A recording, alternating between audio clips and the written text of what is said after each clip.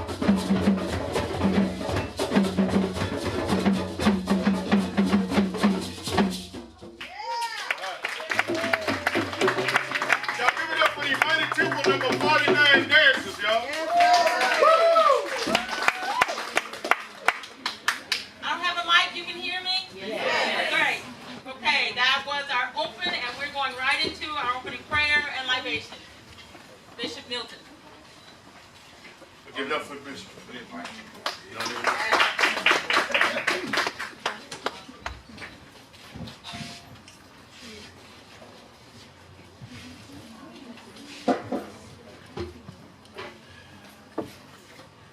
yes.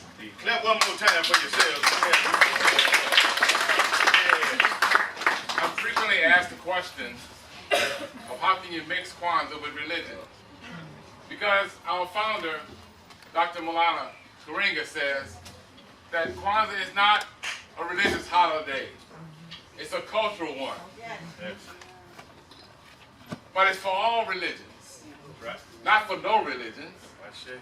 That no matter what your religion is, if you are African hue, and you have a God or a supreme being, one who is above you, that you know of, that you accept as your own, no matter what you call him, whether you call your God Allah, Jesus, any other name, you are Kwanzaa people. That's it. And here at Imani Temple, the African American Catholic congregation, we are a religious body of black people who understands that it doesn't matter what boat we came in, we're all in the same one now. That's it. So let us pray to our God, the Supreme Being. For no matter whether our ancestors laid down on the ship, some of them were Christians, some of them were Muslims. In the belly, in the bowels of the ship,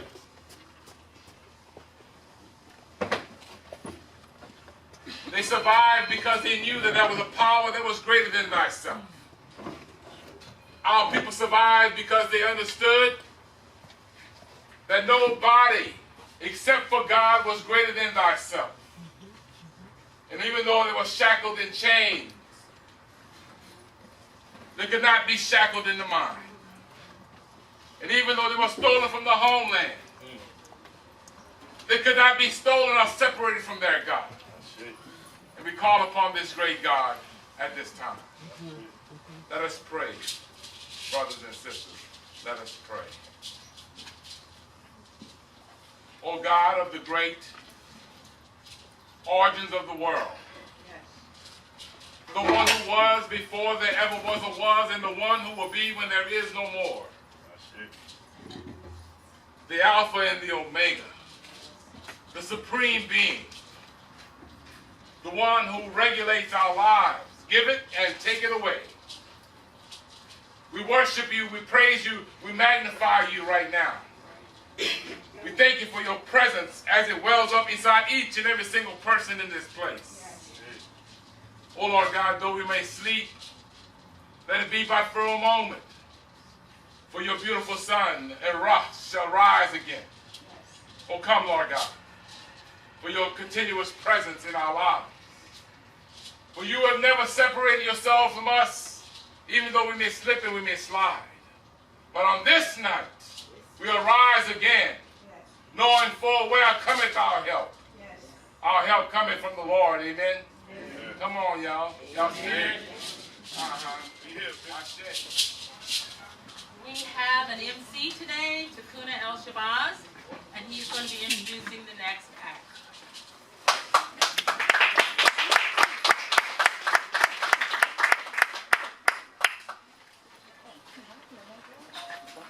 Baragani. Ujima. Yeah. Part of what we're here to do tonight is to learn, to spread the word when we learn, and to become more knowledgeable, more productive, and more positive black people. And that way, we will unite, we will make progress, and we will be whole. The first lesson is that when you're dealing in Kwanzaa, every time you hear the word Habarigani, you respond with the principle of the day. The principle of the day is Ujima. Everybody say that. Ujima. Come on, I'm not going to charge you, it's not going to cost nothing. Ujima. Ujima. And it means cooperative economics. I mean, collective working responsibility. So now, tomorrow, if someone says to you, Habari gani, you would respond to the fourth principle. I say Habari gani, you would say Ujima. Today is the third principle, Ujima. So that's the way we began to set up a system of communicating for Kwanzaa. Habari gani means, what's the news? What's up? And you say collective work and responsibility, Ujima. That's cool. Okay? So that's your first lesson. So if we say Habari gani throughout the program, you say Ujima. Habari gani? Ujima. Okay. Our next presentation will be the Black Child's Pledge by my sister Jean.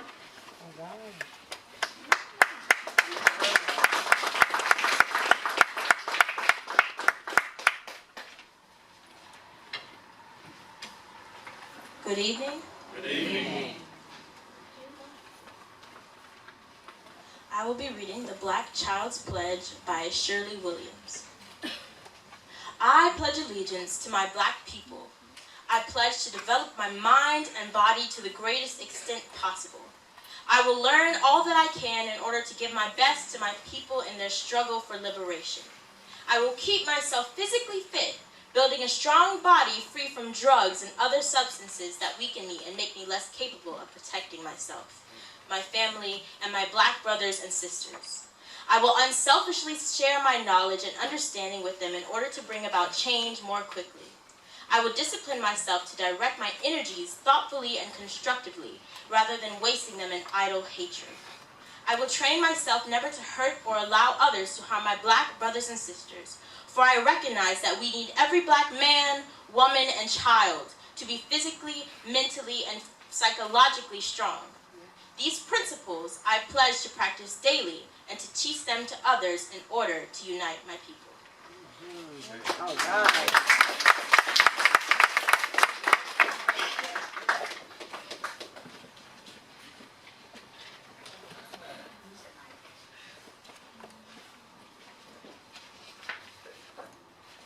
That better? Yeah. Okay. I thought I could talk louder now.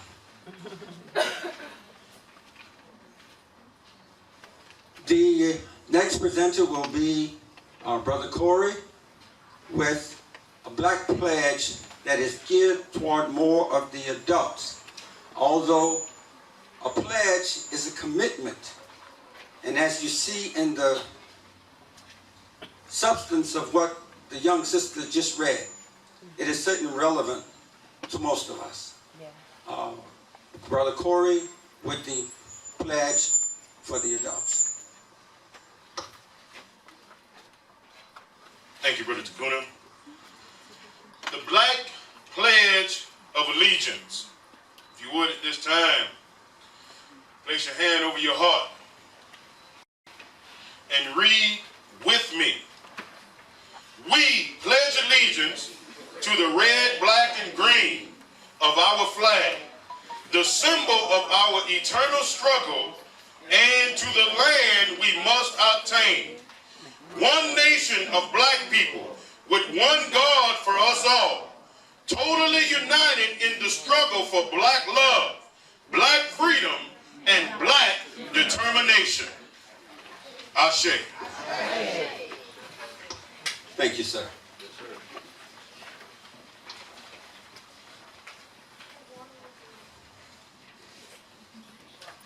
We will now have the presentation. We will now have the presentation.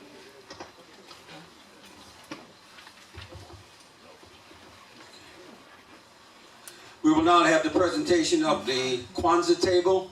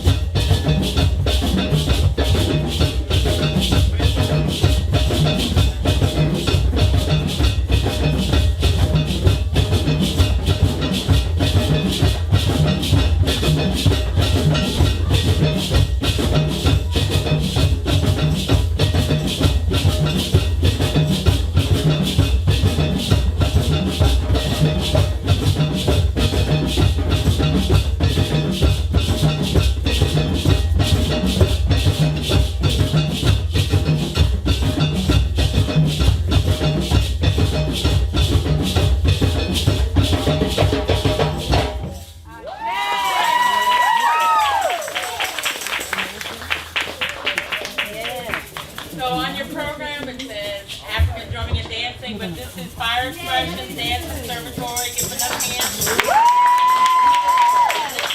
Yay! Lucy percussion with his young men. Next part is the principles of Kwanzaa and the candle lighting ceremony, and that's with Brother Chukwu. Thank you, sister.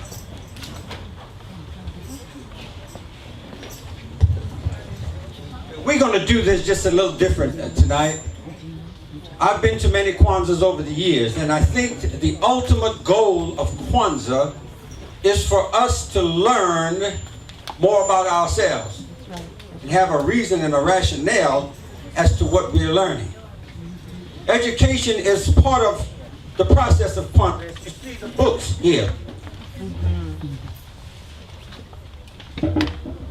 There are two books I recommend that everyone in here who is serious about their black development read the book called The Falsification of the African Conscious by Dr. Amos Wilson. And then read the book The Mental Genocide of European Holidays, which brings us to the ultimate question as I begin to reveal the principles. As I call out the principle, one person will come and light the candle. However, in a 7-day principle, only the principle of that day would be lit. But we're going to do all of the principles tonight. So the principle of today would be Ujima. But we're going to begin with the very first principle, and as we call out the principle, the person will light the candle, and I will give you a background on the principle that I believe must go along with our efforts to celebrate Kwanzaa. We must be educated. There's only one other point I want you to understand. As we talk about the principles, I am not going to speak of the principles as though they are in effect. I'm saying that we are a work in progress. I'm saying that we must strive to reach the ideals of the principle. And I'm going to share with you some thoughts that might help to inspire and motivate you to do what is necessary within your own space and understanding to reach that level of understanding of the principle that you might begin to emanate it in all of your doings as a human being. So our first principle is unity. Unity. Umojo.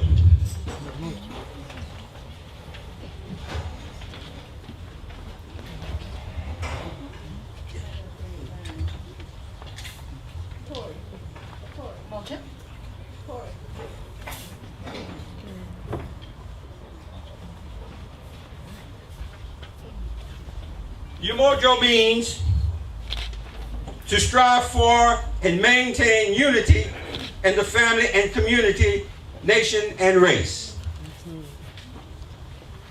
Now I'm going to give you just a little background on unity. We don't have unity yet. Yes. We're striving for unity. Yes. Unity is a funny word. Everybody loves it. But we don't know how to obtain unity. Unity can only exist when we commit to killing, destroying, separating all the enemies of unity. You must kill, destroy, separate anger, jealousy, arrogance, all of those things that make you less than a perfect human being. In the absence of that, there is no possibility of you. We as a people have not achieved unity yet because of the lack of knowledge of ourselves and a commitment to what unity requires to exist. Let Kwanzaa be an opportunity for you to learn more about the concept of unity and begin to express it in your lives. Thank you, sister. Ashe. Ashe.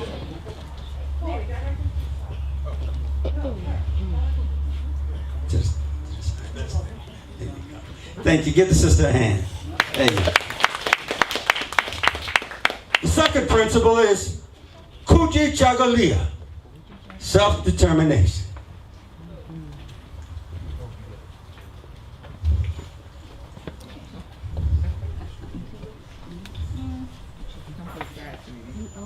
That's okay. It's all a learning process. That's why we're doing this. We want them to participate. We want them to learn. Kuji Chagalia. When we first started talking about the Kwanzaa principles on radio, I had one radio personality. When I announced the principles, they thought I was talking in tongues.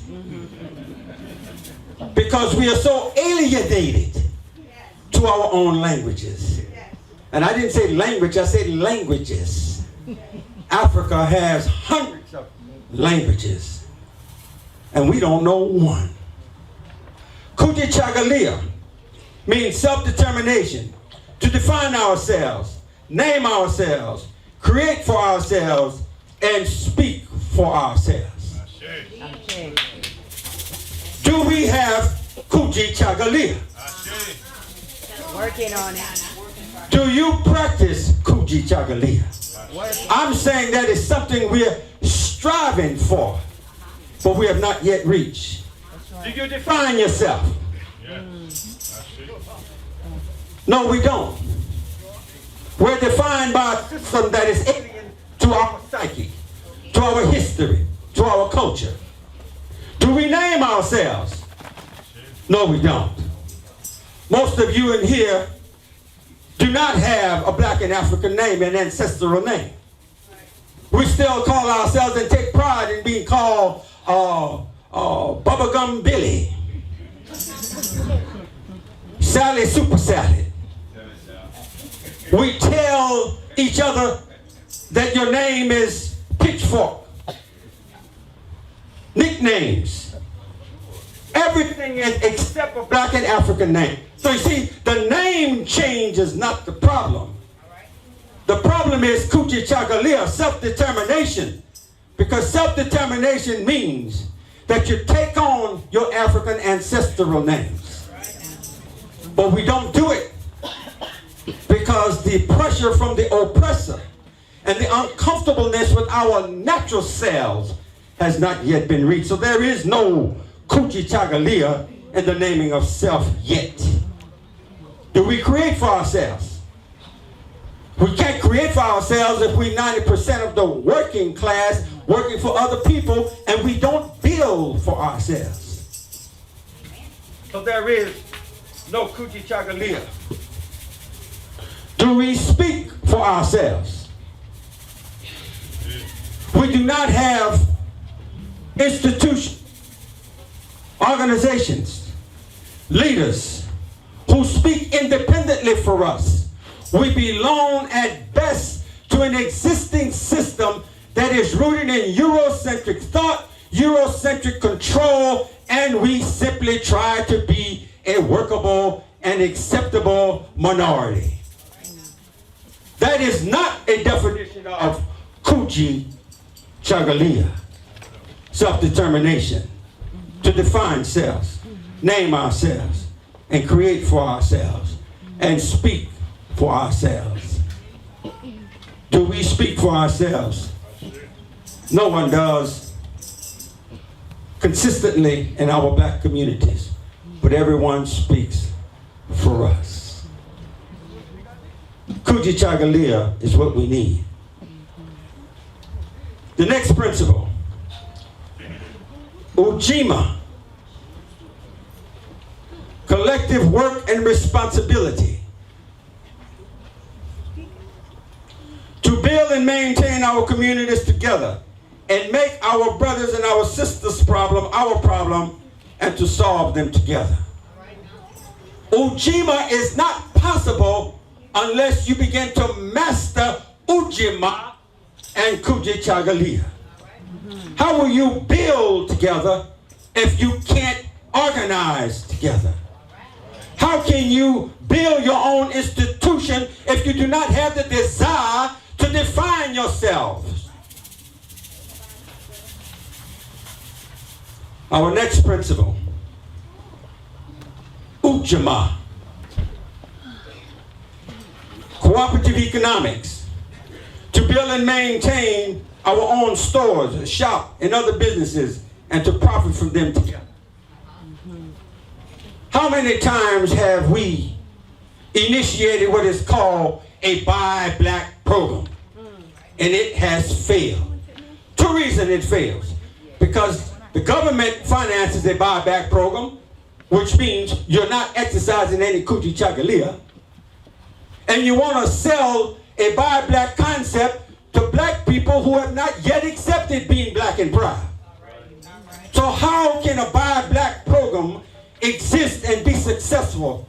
How can we have Ujima unless we have Umojo, Kujichagulia, Ujima? I was reminded to light all the candles. Yeah. So let me do that. All right. Yeah, please. Come on.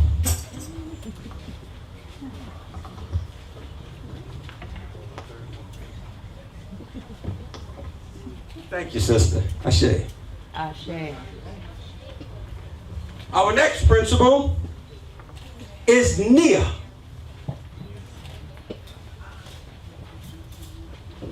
Purpose. Yes.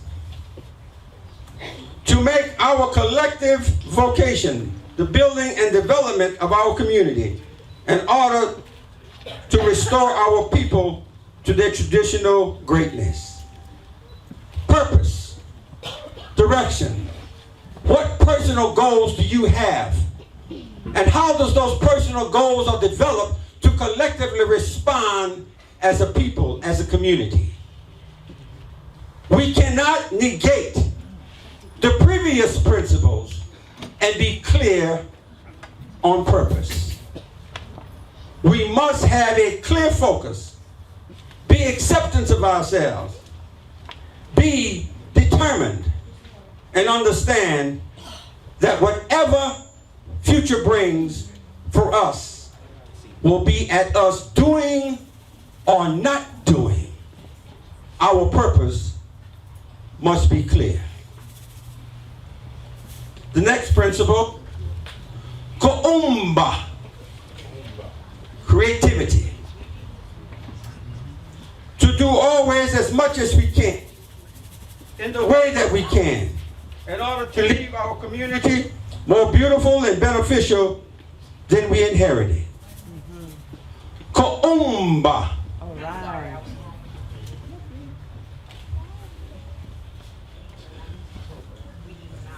It's okay. It's okay. We're good. We're good. Kuumba, creativity.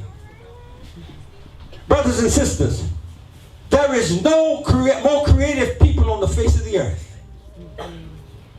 We're creative in music. We're creative in art. We're creative in dance. And don't relegate yourself to that. We are creative in math. We are creative in science. We are creative in physics. Everything that the world has comes from your black creative mind. But your kuumba is used against you. You do not benefit from your kuumba. Everyone benefits from your kuumba. This reminds me of a situation where I was watching this commercial. And this commercial sometimes back, some of you might recall. It was a Kibbles and Bit commercial. And that Kibble and Bit commercial was a little dog. And that little dog was, you know, with our music, with our heavy bass music and that rocks your soul. the creativity just flies from the screen. So someone took our Kuumba through music. And this little dog would in the grocery store pushing his basket. And this little dog would be getting down. You know, and drop it like it's hot, then back that thing up. And that commercial was so effective that every time I would hear it, I would be looking for the first television I could find. Because the music and the creativity that was stirred in those who viewed it were to sell kibbutz and bits. Even to the point where I'm in the grocery store one day and I'm passing through the area where they sell dog food. I'm tempted to throw a bag of kibbles and bits in my basket, and I don't even have a dog. The effectiveness of our creativity through music, through art, through athletics. Everybody else benefits from our Kuumba. We master the skill of painting, but our mind reflects a European value system. We are masters of athletics, but most of us, when we make it to the millions of dollars a level, we marry somebody who don't look like us. We lose value in our black women. We got $1 million slaves who take their Kuumba and turn it over to another community. We, brothers and sisters, have a creativity that is none like other people on the earth. It is through the creativity or the Kuumba of a people, all its art and creativity in which culture and history is preserved. Through your paintings, through your music, through the creative minds. Listen, your Kuumba is not limited to that. When white folks complain and about you, and then they don't tell you, that is your creative mind that is responsible for them bragging that they're on the moon. It comes from the creativity of black women and their mathematics. That's right.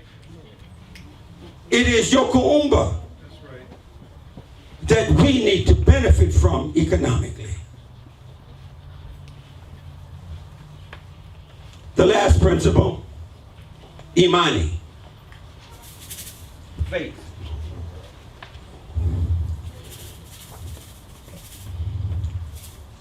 Hold it up.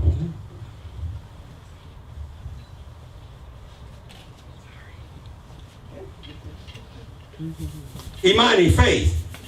To believe with all of our hearts and our people and our parents and our teachers, our leaders, and the righteousness and victory of our struggle.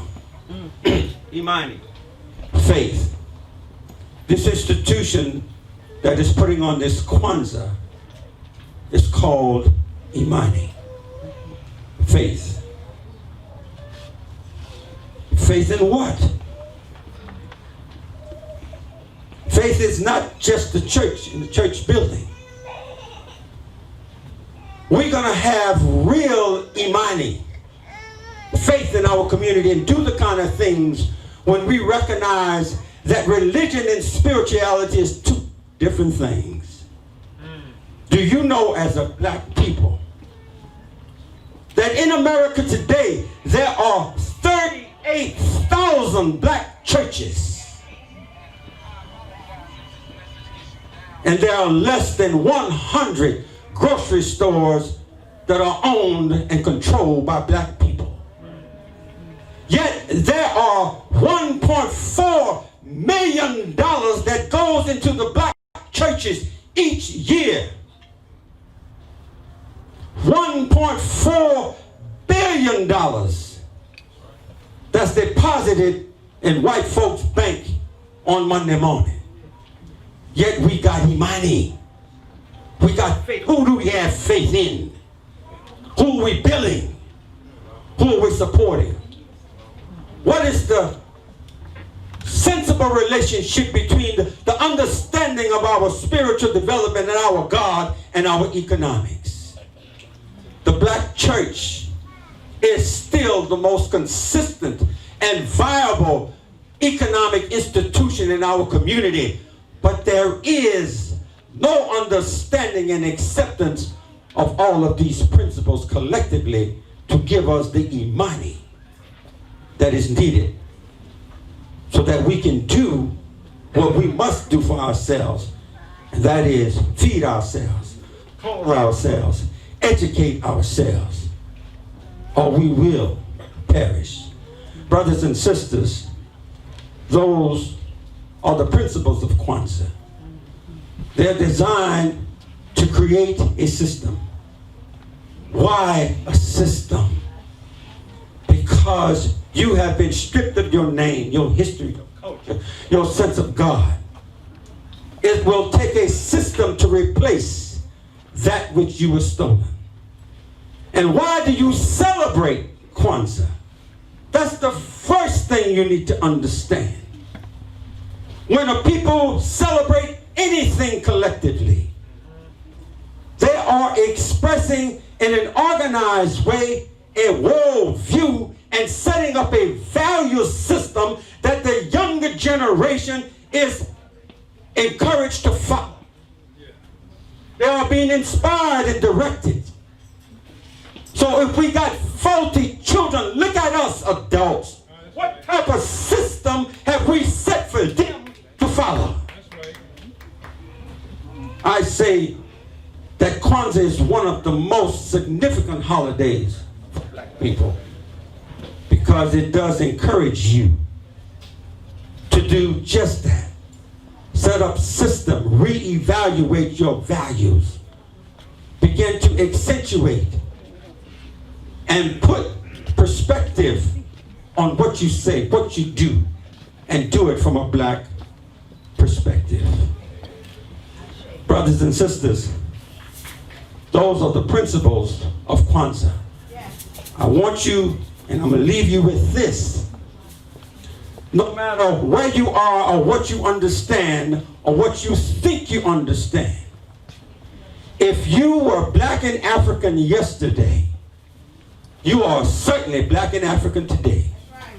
And unless you work hard to do something unnatural to yourself, you will be black and African tomorrow.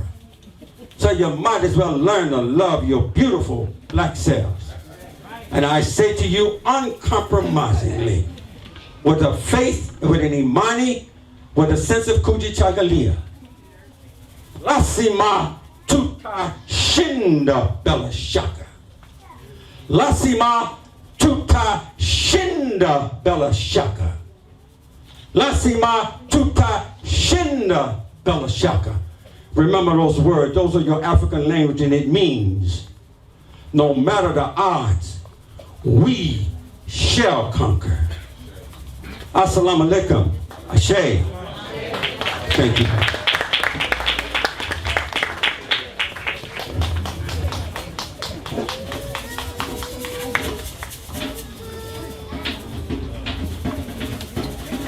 Now, next on the program will be the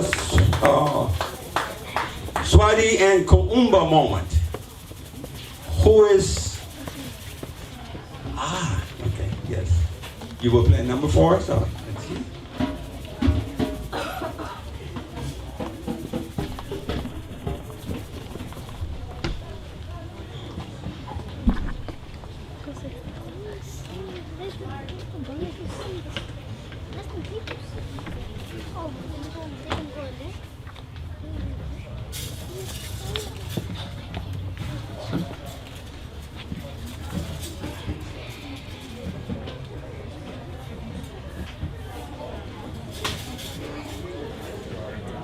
Habari Gani.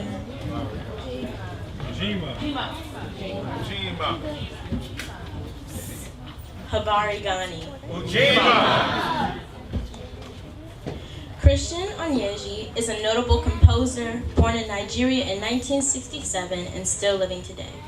He is the head of the Department of Music at University of Nigeria, the first indigenous and autonomous university in Nigeria, and the first land-grant of Africa. Although I will be playing a piano composition by him, he is most noted for his choral compositions. His choral composition, and forgive me because I know I will mispronounce this, Nihi Nabuoro Ai Ofunaro, was performed by the Mormon Tabernacle Choir, one of the world's most famous choirs. His other choral composition, Omenala by I, won the 2007 NAFEST, National Festival of Arts and Culture, Nigeria, first prize and Golden Cup. I will be playing Yufi number 3, a dramistic style piano composition. Yufi number 3 is based on the West African Igbo tribe's dance, Yufi.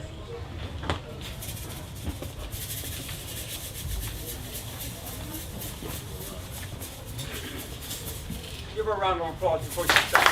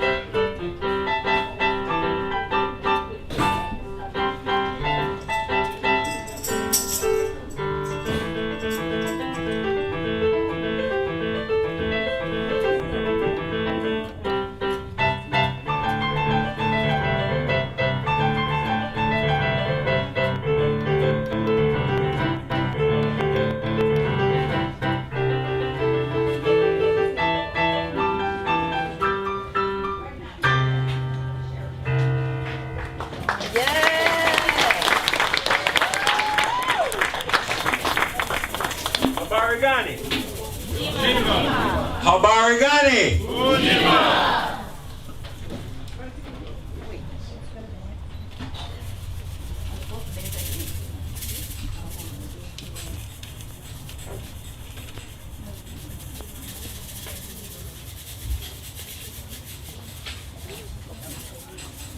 Oh, I misunderstood what she said. That's why I looked at her funny.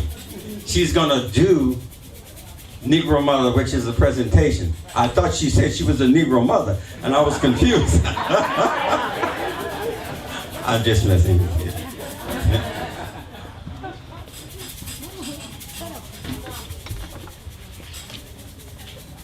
I'm standing here today like a living story of that long, dark way that I had to climb, that I had to know in order that our race might live and grow. Look at my face, boy, dark as the night, and shining like a sun with hope and light. I'm the child they stole from the sand 300 years ago in African land. Yeah, I'm the dark girl who crossed the wide sea, carrying in my body the seed of the free. I'm the woman who worked in the field, bringing the cotton and corn to be yield.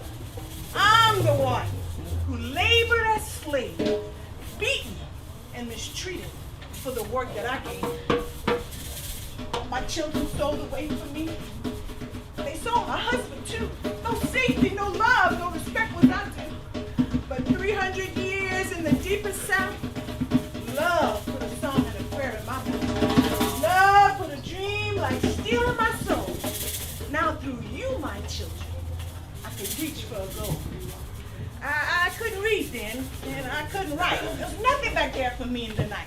Sometimes the valley was filled with tears, but I had to keep on through those lonely years.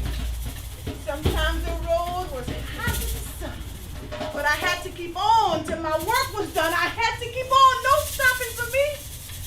I was the seed of the coming fruit. I nourished a dream that nothing could smother, deep in the breast of a Negro mother.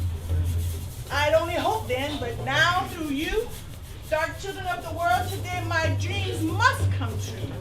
So all you dark children in the world out there, remember my sweat, my pain, my despair. Remember my years heavy with sorrow, and make of those years a torch for tomorrow. Make out of my past a road to light, out of the darkness, out of the ignorance, out of the night. Lift high my banner out of the dust, stand like free men, supporting my trust. Believe in the right, let no one push you back. Remember the whip and the slaver's track. Remember how we struggle and strive, still today denies you life. But march ever forward, breaking down bars. Look ever upward at the sun and the stars, for I will be with you until no brother dare ease down the children of a Negro mother. Thank you. I say, Habarigani. Habarigani. The next portion of our program will be the introduction of our guest speaker. Understand clearly what I said earlier, that Kwanzaa is a point of time in which we must truly be educated. As she introduced our guest speaker tonight, Brother Father Mawata, he will help achieve that goal for us. To introduce our speaker will be Sister Sharon.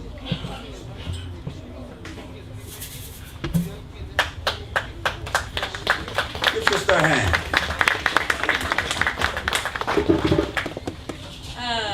What we have in the program is a nice long discussion of Brother Moata, but I am not going to read it for you. I hope you take it home and read it. So I'm going to just give you some highlights. He's a licensed African-centered psychologist in Florida and Washington, D.C. He has taught and lectured at several colleges nationally and internationally. News One has sought him out with Roland Martin, as well as Essence Magazine, BET, Black Entertainment Television, News, Focal Point, and many other national and international organizations. And currently, he is the immediate past president of the Association of Black Psychologists and an associate professor and head of the sociology and psychology at Grambling State University. Through his research and writing, he seeks to assist people to live life with power, purpose, and passion. So let's please welcome Kevin Washington Mawata Carey, PhD.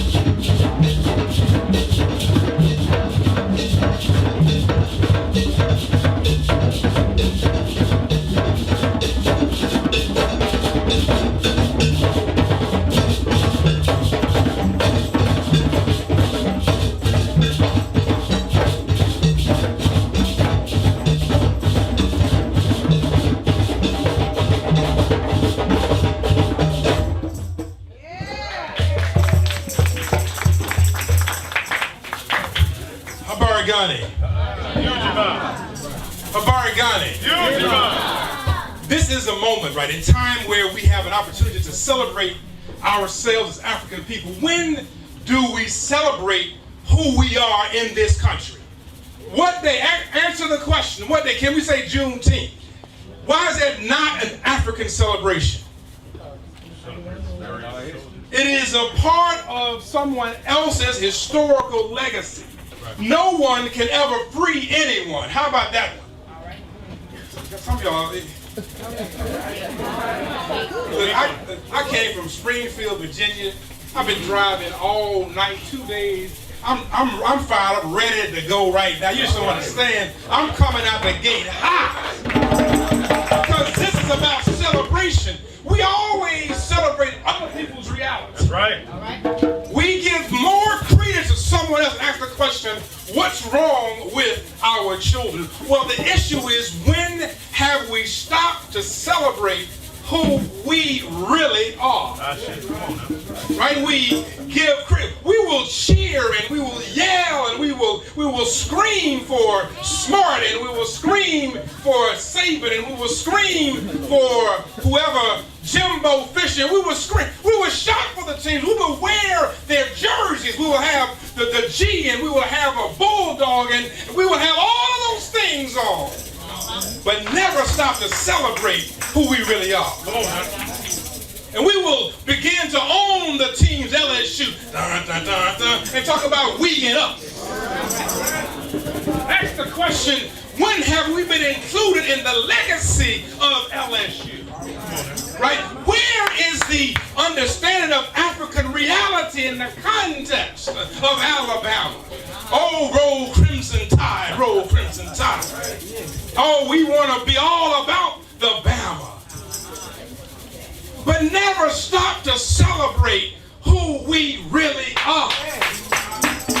But then want to pray to a God and say, God, help us. And that same God will have to say, I've given you everything that you need, but you don't honor that which is inside of you. You honor that outside of you more than what I've already put in you. That's what I'm talking about. Some of y'all still ain't getting to woke. Come on now. Right? Think about how deep the word woke is. Stay woke. Woke is past participle. In the present, asking, reminding you about a future phenomena. Some of y'all wait. Woke is past participle. That is, woke is already been done. I'm telling you in the present to be vigilant in the future. Think about how deep African people are. They're telling you tomorrow. Don't stay woke. Think about how deep that is. To tell you right now to get ready for what already has happened. Ooh, wait, ooh. Don't let it miss you. Because that message is in Stay Woke. See, Monday gave the lessons, but did we really listen? Uncle Bubba and Aunt Lucy and JoJo and everybody was telling us the same thing, but there was an inability to listen because why? We have been duped, hoodwinked, bamboozled to begin to honor somebody else's reality to be better than our own. I think I'm lying. Come on now. How many black people have good hair? Every single one of them. Watch it. Watch the language. Good hair. Got a good grade of hair. Like somebody was going around grading A, B, right? All hair is what? Good hair. That's right. Right? Even when I don't have, it's good hair. Hello. And the issue is that who can begin to get one to believe that what comes out of them has no value at all? Right. How can one begin to believe that what is in me is worth less? Come on. And then believe somehow that I have value on the inside. It can't happen. It's a contradiction. Yes. Where is the fair skin? Right? To think about that. That means that somewhere down the line there's a referee running with a yellow, what is that thing called? A yellow flag saying, oh, your skin is unfair, right? Because you gotta have a fair skin and you gotta have some unfair skin. Well, some of y'all ain't catch it. Wake up. Stay woke. There's languaging inside of that. How can you be a grown man going to a crib? Oh, don't shut up now. How you gonna be a grown man going? Watch the language that is used, and the language is used and it perpetuates perpetuates our inferiority. Come on now. Right? You can't be a grown man going to a crib. Hello. Babies reside in cribs. But I'm going to the crib. When are you going to be a grown man and stand up and say, I am now in the process of transcending from this place to my domicile where I am the man making better a future for tomorrow. That's what you're going to, not a crib. Come on, Doc. Hanging out with your boy. Holler at your boy. I'm not your boy. Come on now. Grown men still perpetuating boyhood. The movie was coming out and it was going to be called White Boys Can't Jump. Some white men got together around a table and said, we may not be able to jump, but you will not call us what? Boys.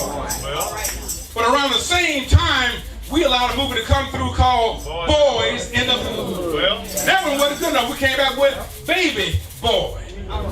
Stuck in a position of perpetual infantilism and then ask the question, what's wrong with these young men? Well, how can they ascend to the highest possibility when all they have are some boys going back to the crib playing ball players and ballers? Big shot callers. Oh man, Phil, y'all, come on, yo, don't go to sleep up in here. Never. Come on, what's wrong? Stand up, black man. Come on now. Stand up and understand what game is being played. When you can't look in the mirror and love what you see, that is a real problem. When you have to look and say, I need to fix though this about myself. My skin is too dark, therefore I'm going to bleach my skin. My hair is not nice, I'm going to relax my hair. I'm a psychologist. People can get tense, stressed out, need to relax. I ain't never had a counseling session with some hair talking it was stressed out and needed to be relaxed. Y'all can't wait to come to follow me. Are you catching the narrative here? If you do that, that's one thing, but you don't need a perm that is really a temporary.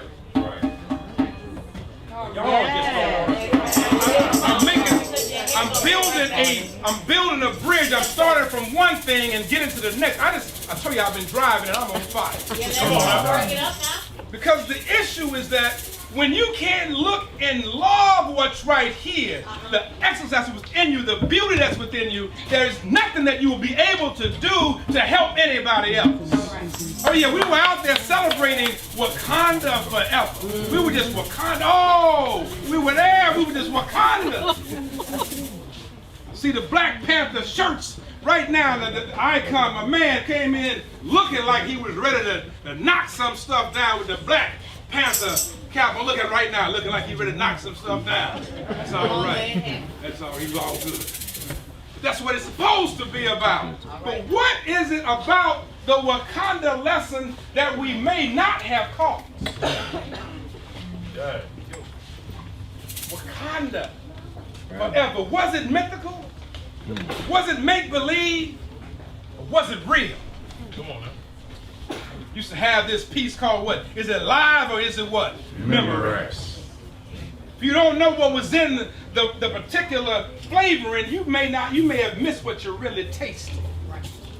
See, the film came out and it was called a racist nightmare because most superhero movies have 99% white cast. This one did not. It was a challenge. The people in the film looked like what?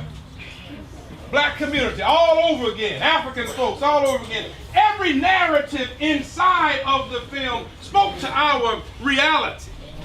Anybody remember Killmonger? Oh yeah, we was You can not imagine. I'm coming from teaching at Howard University. Sisters just all over.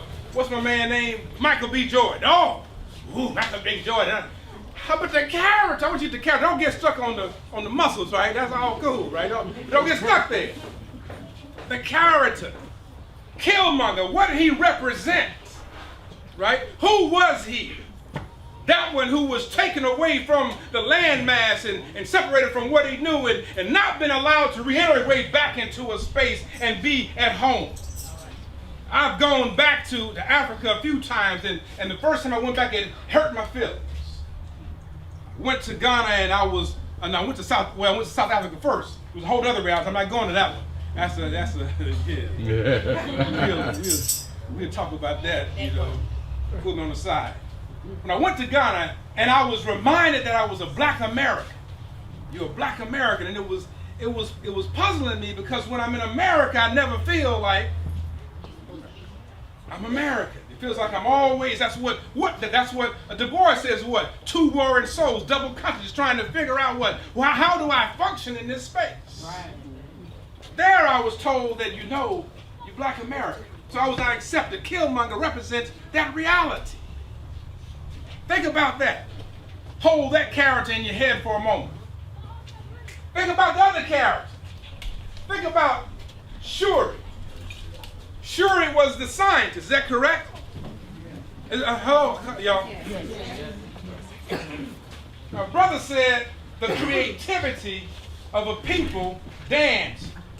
And then he said, be sure to recognize that there is creativity in science, in mathematics. I want you to understand this, that we spend so much time getting our children prepared for STEM education and forget to tell them about the roots. Come on now. All right. Keep going. Why are we talking about the STEM when we're missing the roots? Come on. You don't have any of that. You don't have the sciences without African genius. You don't have the charting of the stars without African genius. You don't even the word chemistry comes out of the concept, the word kemet, and the kemet is the original word for what was now called Egypt. You don't even get that without the African genius, which means that the information that was contained within ancestors that were able to conceptualize how to build a pyramid, which is a geometric shape, and we learn in school that Pythagoras was the father of geometry, but it makes no sense that Pythagoras doesn't have a single geometric building in the land that he came from, but the building that are made from geometric understanding on ancient Egypt or Kemet. That means then that Pythagoras, what we learned in school, was a what? A lie. That's right. A lie. Look, the genius that created the pyramid has to be within everyone in this room right here, right now. That's right. Why? Everybody in this room looks like somebody in that family. True or false? True. If you don't like somebody in your family, raise your hand right now. Just say, I don't like nobody in my family. And oh, thank you. Boy, you better stop it. And the question is, who did the person that you look like? And who did they look like? All right. And who did they look like? Well. And who did they, are you following this, look like? Come on now. Which means that if you anatomically look like somebody that came before you, then there's something else in you intellectually that is like somebody else. All right. Which means the genius of 1,000 generations is within us. But the problem is what? We don't have the connection because we don't understand how to re-energize that ancestral knowledge through ritual. Do you not understand that when I start off saying that we honor other people's reality and not celebrate ourselves, and every time you celebrate yourself and your legacy, you re-energize an ancestral memory within you, and that then is advanced to perpetuity. So what is coming out is that we are focused on STEM education and forget the root, that the real root to all of this. This is not arrogance. We can dig up all. We can look up. Check out the jokes. We can look at Theopalo Binga's work. We can look at Ivan Van Serlen's work. We can find all of these people who have suggested to us that if you understand who we are as a people, you understand that the genius of a million generations are within inside of each and every one of us. But when we celebrate in ritual somebody else, we disconnect from that power. Let me say it like this. How many times have you heard somebody say, the sun is coming out? And how many times have you told them that it's an incorrect statement? So what do you mean? The sun never rises or sets. The sun never comes out or goes away. Come on now. The sun is trying to come out. The sun ain't trying to do nothing but be the sun. Right. The thing that blocks us from a sun like a day was the clouds, the barrier between us and the clouds. The thing when we say that it's nighttime is that we have turned away from the sun, and when the morning comes, we're turning back towards the sun, but the sun has always been in the same place. Right. We got it, brother. So what does that mean with African? The idea about African genius is that the genius is always there. Speak. The issue is that sometimes we turn away from it. Well, Right. The many times that we are blocked from it because we don't celebrate that it even exists. All right. And therefore we can't connect to it. Every now and then, the sparks of that genius comes out. Say, well, how do you know that to be the case? Basketball was a dribble and shoot sport. You dribbled and shot into a peach basket. You bounced, dribbled. No, you didn't do that. I'm trying to tell you. Right? You didn't do this. Don't you come here, though. Come here. Now, you didn't do that. All that right there. Hold tight. Now, it was a dribble and shoot into a peach basket thing. Is that making sense? yeah. Today, what does it look like? Show me, Doug. Look.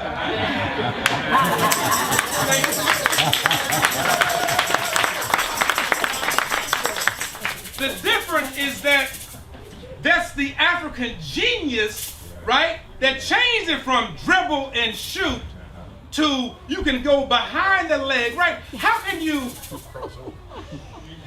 That crossover was one thing. I just saw my man Harden go to the goal through his leg. I'm like, how do you go to the goal through your leg to somebody else? But that, even that, how can Capella stand over here and know the ball is going to come to him? That makes no sense to me. Like, y'all ain't getting this. Yeah. Right, here the man jumping to the goal. This brother knew to stand and wait for the ball to come and that, look, I'm going to put that ball in. Why? How did they do that? How did they connect it like that? And they never said a word to each other. Pick up the phone. What? Stay woke. That's it. Richard. Inside of Wakanda is even that lesson. See, what was the metal that was being looked for in Wakanda? Vibranium was believed to have all of these particular powers. But let's talk about this. Every single cell phone and computer has a metal in it called tantalite or coltan. It is primarily harvested in Africa. Catch this, it is the fastest conducting metal known to man. No metal conducts faster than it. If you do not have a cell phone or a computer, raise your hand. All right, one person. If you've never seen one before, raise your hand. All right, thank you very much. Okay, so now, what's critical is that the metal inside of the phone is in somebody's hand right now. But the metal came from the earth primarily in where? So vibranium may not be far-fetched. It may actually be a form of what? Tantalite. But what's deep about this is that you do understand that you do not live forever. You got that? No matter how beautiful you are, got your hair cut, you got everything laid right, you trimmed up for the day, you here, you're tight. But one day, whatever's in the body is going to leave, and the body is going to just simply be. When that body then bees, that's not correct English, okay? That body rests. But when the body bees, right, that's a whole nother reality in ebonics, right? Because bee and bees are two different. All right, y'all got, okay. So, please stay away. Stay woke. So, when the body decomposes, it goes into the earth, which means that it then goes and becomes the metal inside of the earth. Which means that the metal before it went into the earth was walking on the earth. Which means that same capacity is inside the body right now. So therefore, Hardin can go to the goal, communicate with his metal. Wait, hold it, pause. You do know that cell phone technology was also invented by two black men. You do understand that, right? And that way, wait for pause for a moment. And not only is the metal inside the phone that makes it work an African reality, come on now, but two black men created a technology that is now called what? The cell phone, which means they understood that you can communicate without having a word spoken. well, Y'all ain't. oh, we get it. Everybody my grandmother could look at me and I knew what that meant. And she didn't say a word. Are you following what I'm saying? Yeah, all that, we did that one look. You know, right? Or if not that, it'd be that three-tone sound. You know exactly what to do, right? Or if it wasn't that one, it'd be, boy, right? That's the tonality told me to what? I better back off. It was I didn't ask any questions. Well, what do you mean? I don't understand what you're saying, grandmother. What do you mean by boy? I don't understand that. You know, why are you looking at me like that? I didn't ask the question why are you looking like that. It was like, yes, ma'am. Right, move. And never said a single word. A conducting melody. I would come home, my mother would say, well, where you been? I was out. I was where I said I was gonna go. Right? How did she know to ask me the question, boy, where have you been? Because something had told her that I did not go where I said I was gonna go. All right now. And how did I know to start backtracking my story? How did I know? Because it was coming to me. And it's like, okay, she's on to what you have done. And the metal and is okay, you got to come up with a quick one, but it's not going to be quick enough because she's already beaten you to the end of the story. My mother says that anytime I ask you a question, I already have what? The answer.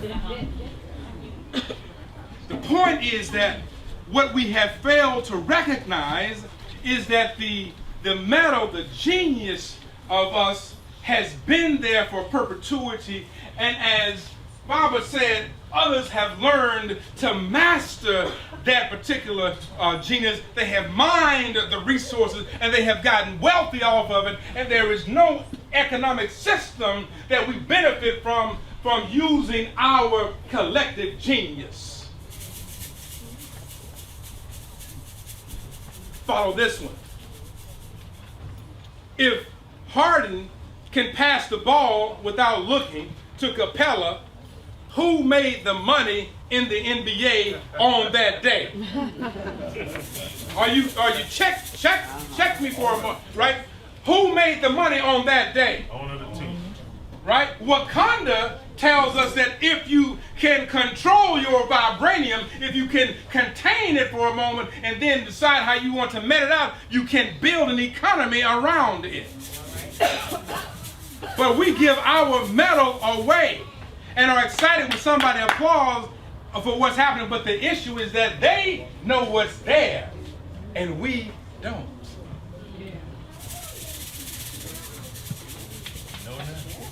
Are y'all with me? Yes, sir.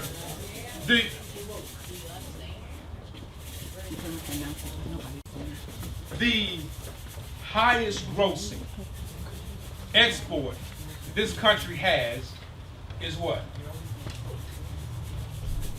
that brings in the most money in this country worldwide. It's an export that is from here that goes out. Say gun. Somebody name something. Sugar. Sugar. Rice. Well, that's good. Ooh, rice. Don't get me on rice. Oh my God. Did you say rice? Woo! You can open up a can of worms, hold that for a moment. I'm gonna show you something on that one. The highest grossing export is rap and or hip hop music. Remember, Baba said that they use it for kibbles and bits. Kibbles and bits.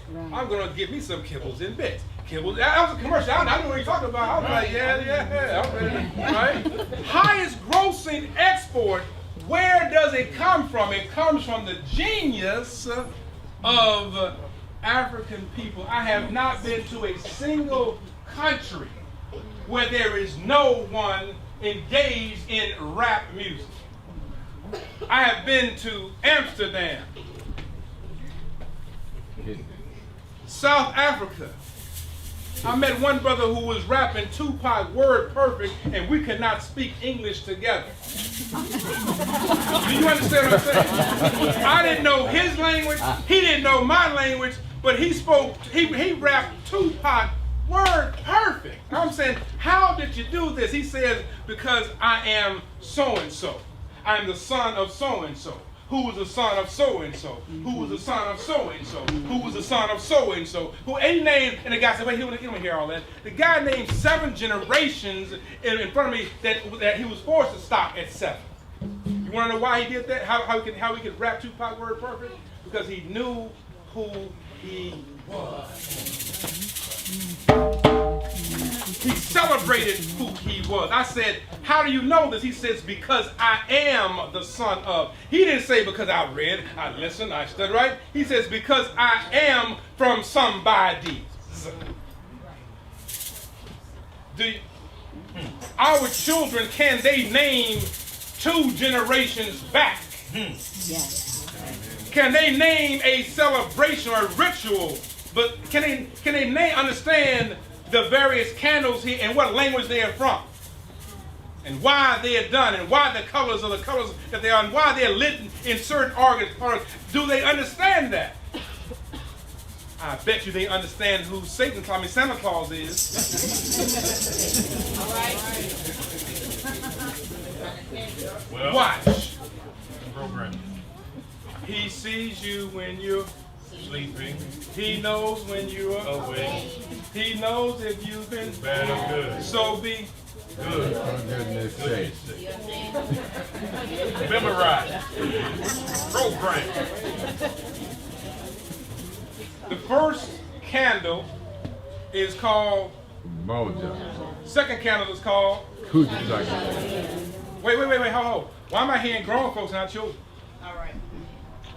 If it ain't teaching in schools, how would they know?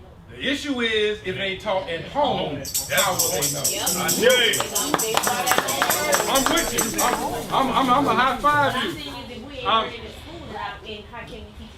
Because some things you got to go get. Yep. Inside.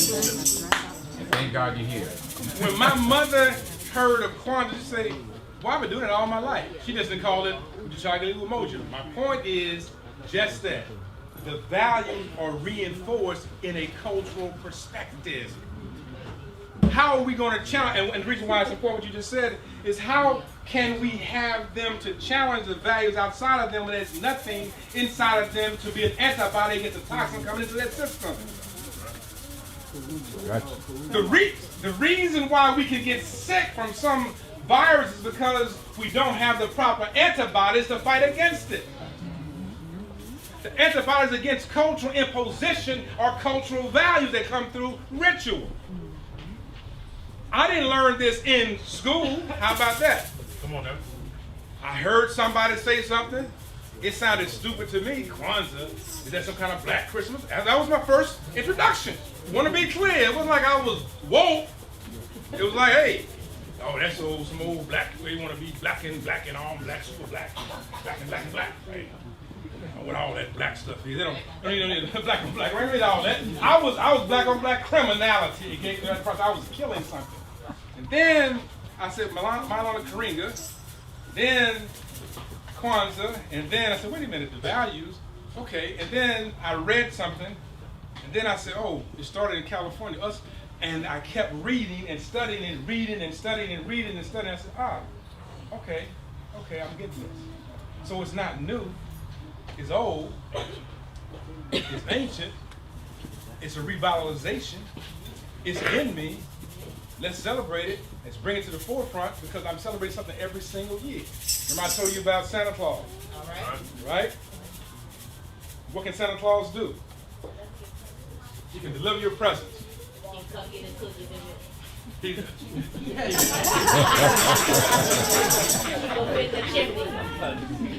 So he can deliver presents. Well, break it down. He knows exactly what you want. Therefore, he is all-knowing. In a church setting, we say God is what? Omniscient. That's right. All-knowing. Speak on it. He can do what else?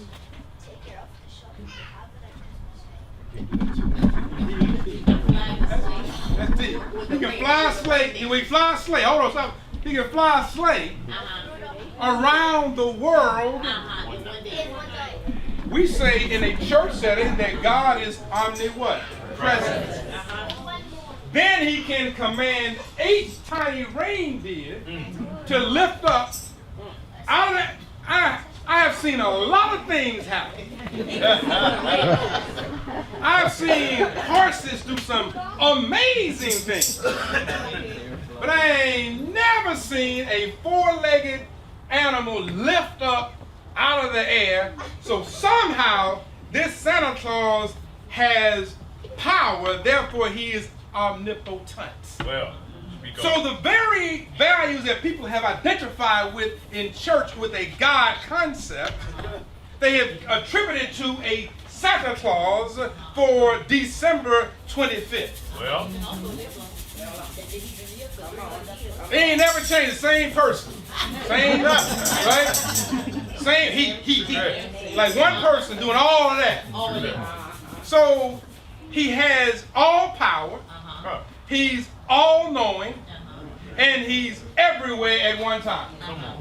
Now, if I am a child, and I have the image of a European man, pale skin, gray hair, and I'm trying to figure out what God looks like, I have now figured out that if Santa Claus is not God, he and God got to be real tight because they sharing some of the same power. Right? I'm beginning to make what? Some association. And then I hear that there is a thing called the Son of God. Well, I know my daddy had brown skin, and I got brown skin, so if that is the case, then fathers and sons look alike. So if I can't see God, I can see Santa Claus has got to be tied to God. Therefore, the Son of God got to look like Santa Claus because Santa Claus and God is the same person. Therefore, the Savior of the world got to be what? White. Therefore, you have reinforced the white supremacy in one ritual. Y'all don't sleep on this. Yet we talk about the rituals that we don't do. The issue is that who is imposing the values to have us to see ourselves as being inferior? Watch how ritual does it every single year, over and over again. Wait, but I ain't done. Like we just say what? But wait, there's more. On Christmas Day, which child is worth the most? Either the one with the what? Most toys or the most expensive toy. Oh, where'd you get this year? I got this, got that. Oh, you must have been good. Your worth is predicated on what? How many things you have. Material. So the value of who you are is in what? Materialism. Come on now. The value is reinforced right there. Now we can understand why we have dissatisfied children. The child feels entitled. You want to know why? Because we fed that child's thirst for materialism through ritual. And never gave that child cultural values to hold on to say, this is what will sustain you. Your value is not in what you have. Your value is in what you are doing. Speak on it. think one of the worst questions to ask came to me hard this year is, what did you get this year? Here's the question, what did you give this year to somebody? What did you do for somebody else? Right? How did you make this place better than it was yesterday? Well, all we do is sit around and wait for somebody to give and give and give, and that's why we can be grown men. I had to clean that one up right in my head just then.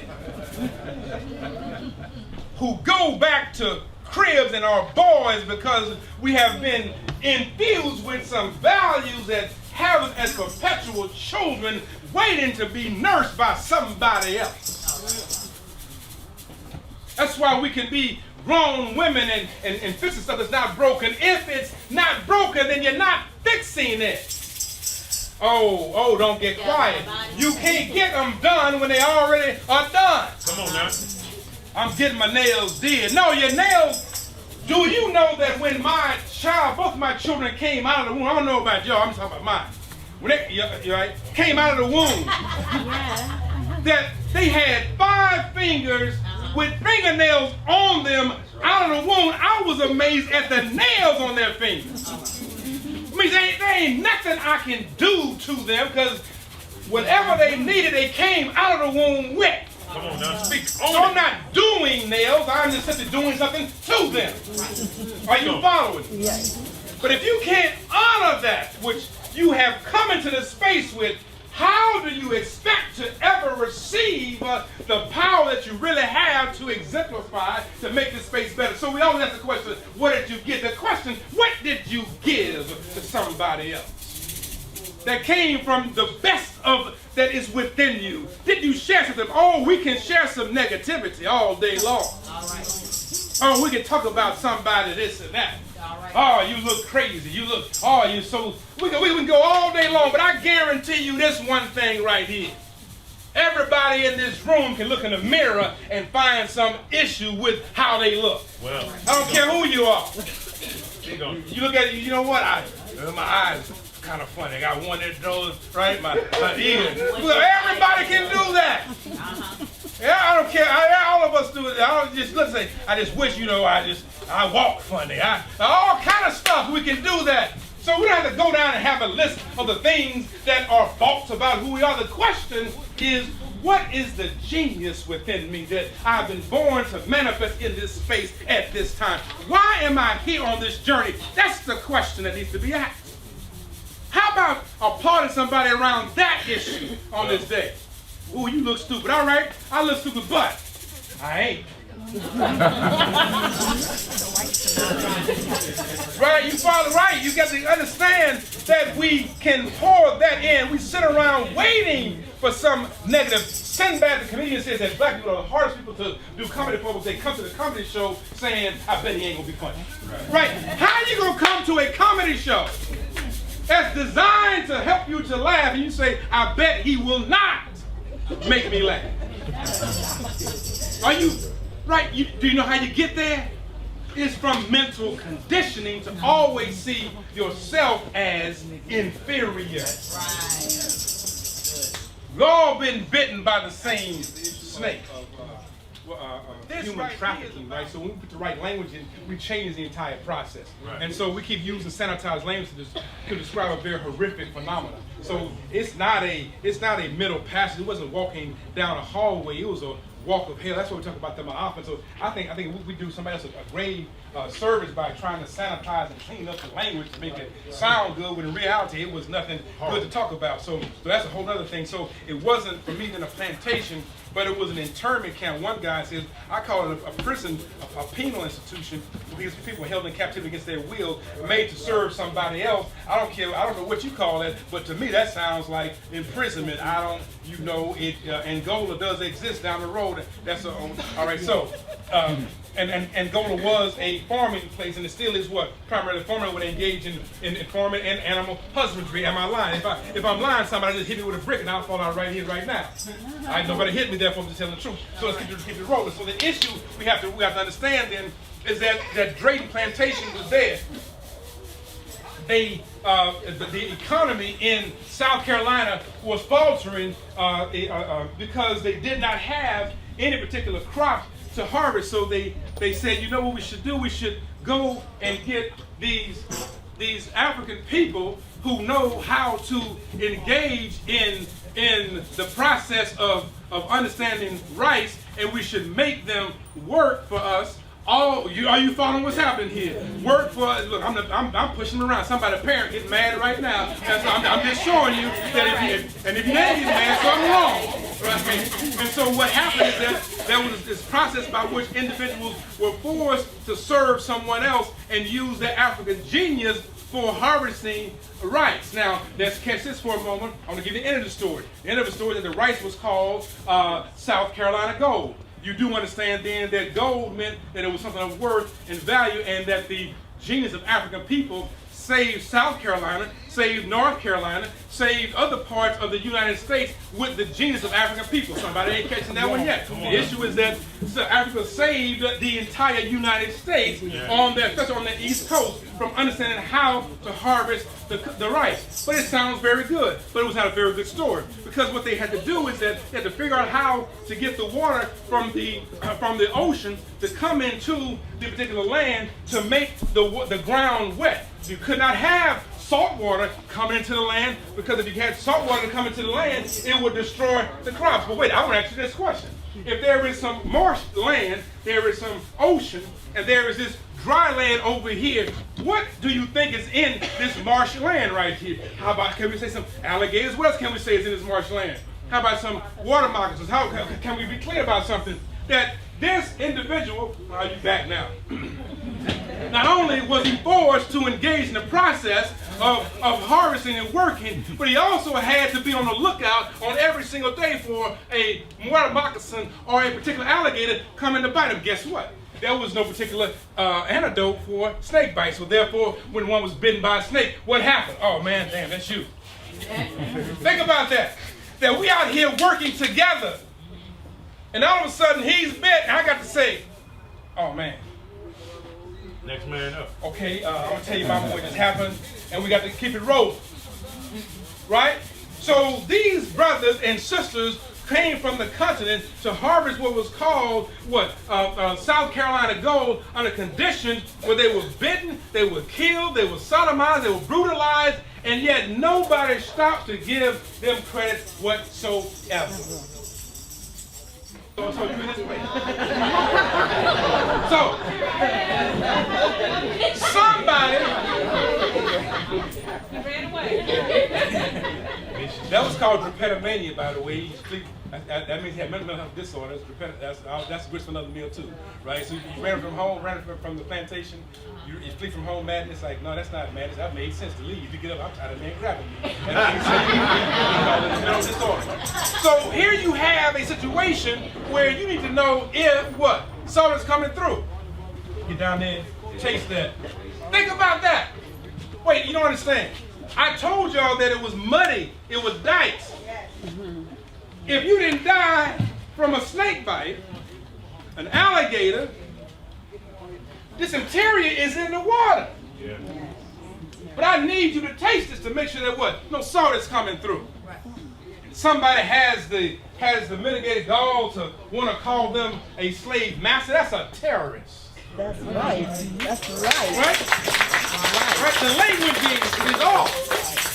That is not enslavement. That is white terroristic dehumanization meted out on African people. That's right. Speak on it. But we sanitize the language to make it sound good, because we don't want to hurt anybody's feelings. Wait a minute. I can't honor my ancestors by trying to make somebody else who has done me some wrong feel good. All right. Somebody's going to get hurt in the filming of this production. All right. Are you following me? Something's going to happen in the process. And it doesn't mean that I have a dislike or disdain for someone else. The love that I have for what's inside of me dictates that I must stand and speak for those that allow me to stand here today. Okay. And the law brings out the action to stand. The story didn't stop right there. I wish the Drayton plantation stopped right there. That was like, it'd be cool. It's done. Well, the reality is this, that the Drayton Magnolia Plantation moved through the colonial period into the period where there were individuals who, when the North and South were fighting about enslavement. It was caught in the cusp of that. And so the family left and went to their summer home in the mountains. While the incursion came and the South, as you know, sort of lost the war. But they left behind a man. The man's name was Adam Bennett. Adam Bennett was left back to watch the land. Here is the kicker. Adam Bennett was a black man. Remember I told you that John Drayton got the land. He didn't want the land. He had left to go to study theology in England. He came back, and then he was here, and he was doing his thing.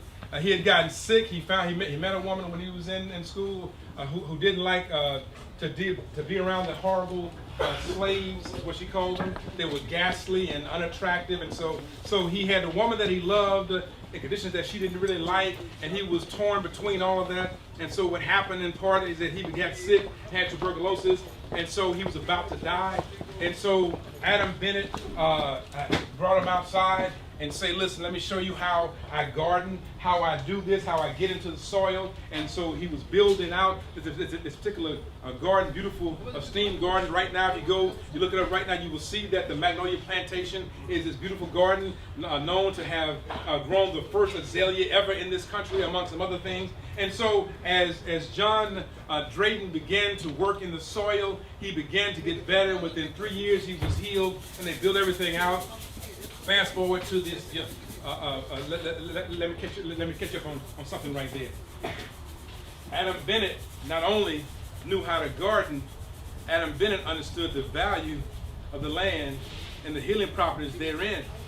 Adam Bennett was also a type of a root doctor and a pharmacist. He had to understand the healing process to actually heal the particular man called John Drayton. All right, so John Drayton leaves. People come to take the land. They said, Adam Bennett, you tell us where the Drayton family hid their silver. They hung this man up by his neck. Adams did not tell them where anything was. They let him go. And as part of South Carolina was burned to the ground, much of the plantation was still intact. Adam Bennett walked for 2 to 3 days to go tell Drayton that the land was well, and he returned back with him. And to this day, heirs of Adam Bennett still reside on this plantation, on this land right now. Deep narrative. What I'm showing you here is that several things took place on that one plantation, on that one prison camp. One was the African genius that came in to save not only South Carolina, but saved the entire United States of America. The other thing was that not only did they save the country, but that the African genius saved his life. That created a particular space right now that is revered for being a beautiful garden, but the backstory is not told. You do understand that if an African group was able to save that part of the United States, if you start coming here with Louisiana, you deal with the Louisiana Purchase, and you deal with the French and Napoleon Bonaparte giving up this particular land, because when he was defeated by the Africans in Haiti, he said that there is no land that any white man should own. Therefore, you have to understand that it was the African warrior that freed up what is called the middle section of the United States, which is called the Louisiana Purchase. Therefore, let's go back again. We just simply said, right, on one hand, that it was Africans that had the African gold right here, or right the South Carolina gold on this side. We then say coming down the center all the way up was the Louisiana Purchase. The question is, how much of this land in this space right now was not freed by African people? All right. And the issue is that you can't name any of it right now. Are you following what I'm saying? Right. Then when you understand that, it changes your relationship with the land mass. I'm not saying this is Africa. I'm just saying that African genius is all over this land. Right. Yes. Are you following? Mm-hmm. All right. too near me not to hear me. It's too river not to feel, right? You got to stick with this, right? And so I'm coming to a close. My point is this. Understand that the power of 1,000 generations is contained within us, but we don't know the real issue of Wakanda forever, that the genius, the power, the warriorhood in this space. But here is the issue. If you understand that the United States used to base its economy on gold, question, when was there ever enough gold harvested in this country to build an economy upon? All right. From what state did the gold come from that sustained the United States? Name the state in the United States that the gold came from. I like that. You want to say California, and that's a lie. Because how you gonna go out to California? They were called miners, right? Right? How you gonna sustain a particular a whole state, North American country going out and getting gold in pain? It ain't gonna happen. I want you to catch that. That some of y'all are missing that, right? Those little nuggets. Where did the gold come from? The gold came from Africa. That's why they call Ghana right now the Gold Coast. So then, when we talk about the poverty in Africa, the real question becomes who impoverished Africa. Well, if I've given you three things right now that'll make you just make your head spin. I said there was some rice that was called what? South Carolina what? I told you that there's some land that was called Louisiana what? And then I'm telling you that the whole United States was sustained by gold that came out of Africa. The question then becomes, how is this country standing outside of the continent of Africa? Y'all ain't getting that one. This is the last one. And if this don't rock you, nothing will. The Queen of England has crown jewels on her crown. How many of the crowns came from Europe? How many jewels came out of Europe? I'm waiting. I'm listening. Then how are you going to have your crown having been adorned with jewels that didn't even come from where you are from, but yet it is revered as your highest helmet of honor? That means that your entire wealth is built on somebody else. But yet you want to tell me that my ancestry is lazy. You want to tell me that my ancestry is the nasty, don't have any value, don't have any worth. So much so that I believe it, and I call myself a nigga willingly. And I would tell you, you know how niggas is. Not really realize that who the real. Right. I didn't even say that one. I just dropped in today. When you begin to analyze that, you don't ask the question, why are we celebrating Kwanzaa? You begin to ask the fundamental question, why am I not celebrating Kwanzaa every single day?